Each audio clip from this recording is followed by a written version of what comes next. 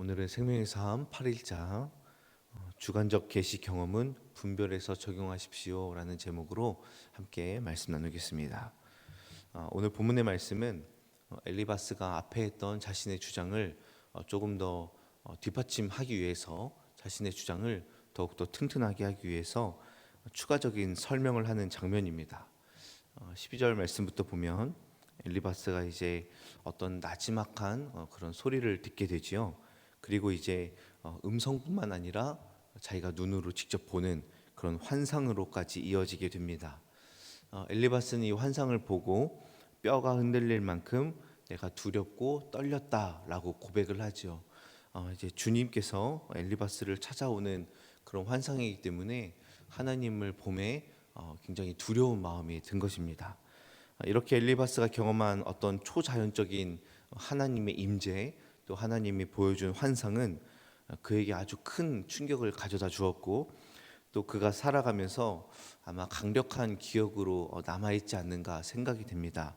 그래서 그의 삶 가운데 이 환상들이 자기가 어떤 일을 할 때 혹은 어떤 일을 경험할 때마다 큰 영향력으로 작용했을 수도 있겠지요. 그가 보고 들은 내용이 무엇입니까? 17절 말씀을 보시면 사람이 어찌 하나님보다 의롭겠느냐, 사람이 어찌 그 창조하신 이보다 깨끗하겠느냐라고 말합니다. 아무리 의롭다 하고 아무리 깨끗하다 하여도 하나님 앞에서 보기에는 결국 그렇지 않다라는 것이지요. 이어서 18절 말씀 보시면 하나님께서는 천사조차도 미련하다 여기시는데 하물며 사람이겠느냐라고 말하고 있습니다. 엘리바스가 왜 갑자기 이러한 말들을 꺼내고 있습니까? 지금까지 욥은 사람들에게 굉장히 칭송받고 또 의인이라 불리고 누가 봐도 의롭게 살았던 사람이기 때문입니다. 그래서 엘리바스가 욥에게 욥아, 너 좀 이런 생각을 깨고, 네가 그동안 의인이다라고 사람들에게 들었고 네가 그동안 굉장히 정직하다라고 사람들에게 칭송받았지만 네가 이 생각을 좀 깨야 된다. 그리고 이 상황을 받아들여라 라고 말하고 있는 것입니다. 아무리 의롭다고 해도, 사람이 아무리 정직하다 해도 하나님 앞에서는 그렇지 않기 때문에 너가 너 자신을 좀 살펴봐라 라는 것이지요.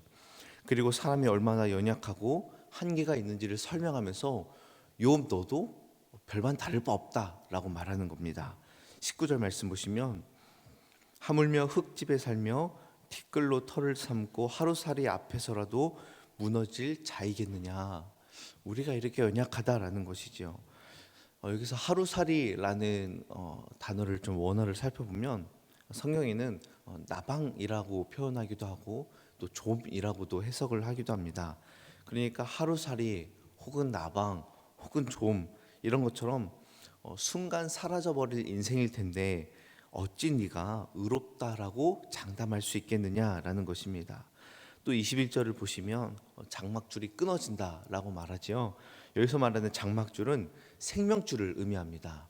즉 생명줄이 뽑히면 사람은 지체 없이 어김없이 죽게 되고 그 어떠한 것도 남지 않는 인생이 된다라고 말하고 있습니다.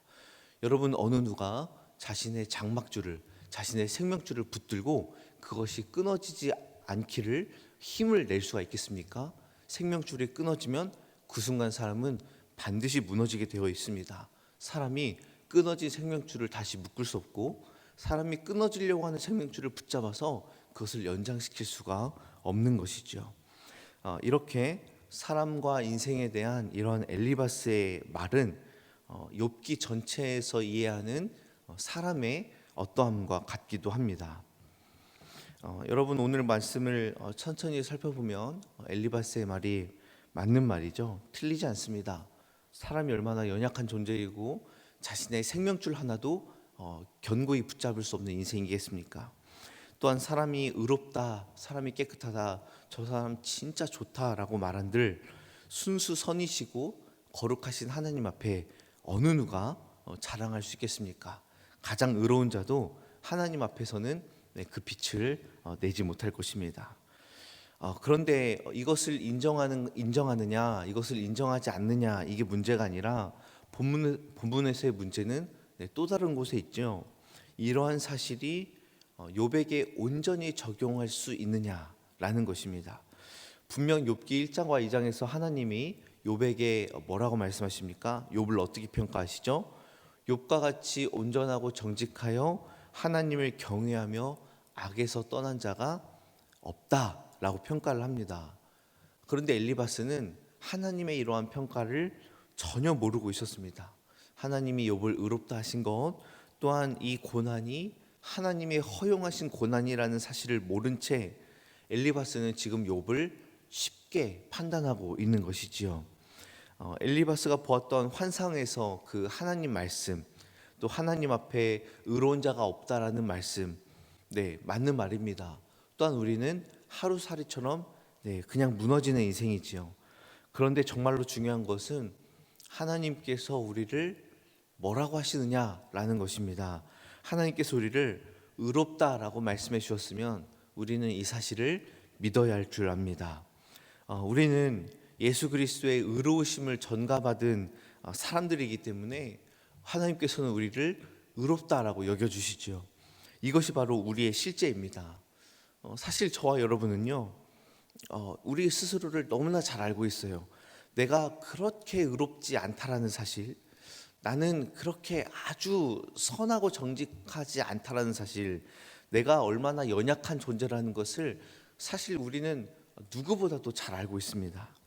그런데 중요한 것은 하나님 아버지께서 아들의 생명값을 아끼지 않으시면서까지 우리를 살려주시고 우리를 의롭다 하신 것, 또한 하나님께서 우리를 자녀 삼아 주시고 계속해서 거룩을 향해 나가게 하는 성화의 길을 걷게 하신다라는 사실을 우리는 믿어야 될 줄로 믿습니다. 우리의 주인이신 하나님이 그렇게 이름표를 달아주신 것이죠. 그렇기 때문에 우리가 감히 그것을 무시할 수 있겠습니까? 그럴 수 없습니다. 엘리바스가 보았던 환상과 또 엘리바스가 가지고 있었던 기존의 전통의 신앙도 틀리지 않고 맞는다 할지라도 오늘 본문에 욥에게 적용하기에는 너무 무리가 있는 것이죠. 엘리바스가 계속해서 넌 의롭지 않아, 넌 연약한 인생이야 라고 말하고 있는데, 여러분 그 뒤에서 하나님이 욥에게 뭐라고 말씀하십니까? 너는 의롭고 정직한 자다 라고 말하기 때문에 엘리바스의 판단이 맞는 게 아니라 하나님의 판단이 맞는 것이지요. 그러므로 오늘 말씀 통해서 우리가 깨달아야 될 두 가지 자세가 있습니다. 첫 번째는 내가 깨달은 어떠한 경험이, 어떠한 말씀이 다른 사람에게 적용하는 데 있어서 굉장히 조심하고 분별력 있게 행동해야 된다는 것입니다. 마치 자신이 경험한 것이 전부인 것처럼 다른 이들에게도 쉽게 적용하는 일들이 있는데 우리는 그것들을 아주 신중하게 해야 됩니다. 왜냐하면 하나님이 각 사람에게 알맞게 말씀하여 주시기 때문입니다. 어떤 고난에 당한 이에게, 어떤 어려움에 처한 이에게 내가 이런 하나님을 경험했어, 너도 똑같이 경험할 거야 라고 바로 대입하는 것은, 바로 적용하는 것은 우리가 아주 조심스럽게 생각해야 됩니다. 두 번째로는 하나님께서 우리를 의롭다 여겨주시고 우리를 귀하다 여겨주시고 우리를 자녀 삼아 주셨기 때문에 우리는 우리의 인생을 더럽거나 허무한 것으로 여기거나 아니면 나는 정말로 아무것도 아니야, 나는 정말로 너무 비천해 라고 쉽게 판단해서는 안 됩니다.